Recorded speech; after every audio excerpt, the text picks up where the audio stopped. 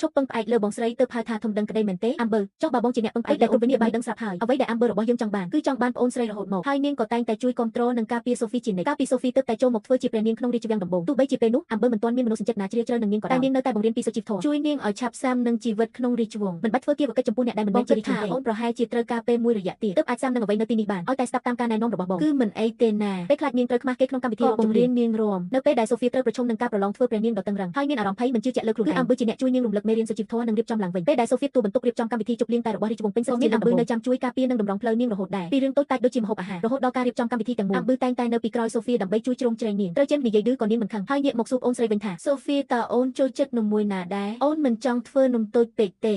សង្ឃឹមថាអាចធ្វើវារៀងធំបន្តិចទៅចុះណាសូមអង្វរពេលលើកអូនស្រីនិយាយកាន់ជើងខ្លួនឯងបែបនេះនាងក៏ញ៉ាំបិទមាត់មិនចិត្តហើយនៅពេលដែល Sophie ជួបនឹងបញ្ហាអ្វីមួយនាងក៏តែងតែជាអ្នកទី1ដែលចេញមុខការពារអូនស្រីជានិច្ចឧទាហរណ៍ដូចជាពេលដែល Sophie សុំជំនួយវេទមន្តពី Cedric តែត្រូវបានបដិសេធ Amber ក៏បញ្ចេញអំណាចជាព្រះនាងរបស់ខ្លួនភ្លាមដើម្បីបង្ខំឲ្យរឿងនេះបានសម្រេចទឹកដមសម្លេងមិនសូវកាចតែមានសម្ពាធដែលមិនអាចប្រកែកបានវងគិតថា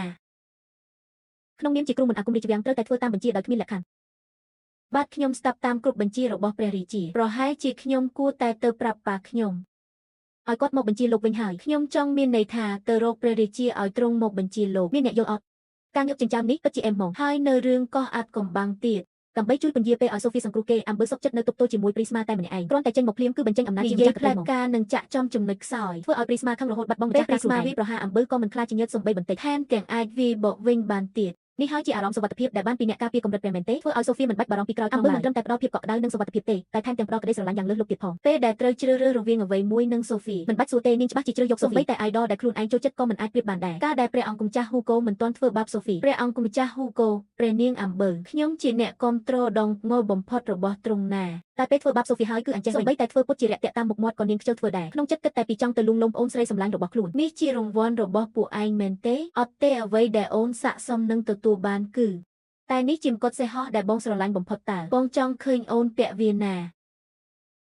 គ្រាន់តែអង្គុតដែលខ្លួនស្រឡាញ់បំផុតទៅនាងមានអីធំដុំឲ្យតែនាងហើបមាត់សុំអាម៉ូតសក់ឬភាពថ្លៃថ្នូរជាព្រះនាងអីហ្នឹងតែថាមាត់រឹងបន្តិចមែនតែធ្វើអញ្ចឹងវាខូចម៉ូតសក់បងអស់ហើយស្បែកជើងបងក៏មិនត្រូវនឹងការងារនឹងដែរធ្វើក្បិតតែអញ្ចឹងមែនតែ Amber មិនបានខឹងអន់ចិត្តអ្វីនោះទេថែមទាំងងាកមកលួងលោម Sophie វិញទៀត Sophie អូនមិនបានបំផ្លាញថ្ងៃនេះរបស់បងទេណាវាជាថ្ងៃដ៏អស្ចារ្យបំផុតតែបងមិនចង់ទៅពីដំបូងព្រោះបងខ្លាចរឿងថ្មីតែអូនប្រាប់បងថាវាជាការផ្សងព្រេងហាអូននិយាយត្រូវពិតមែននឹង Sophie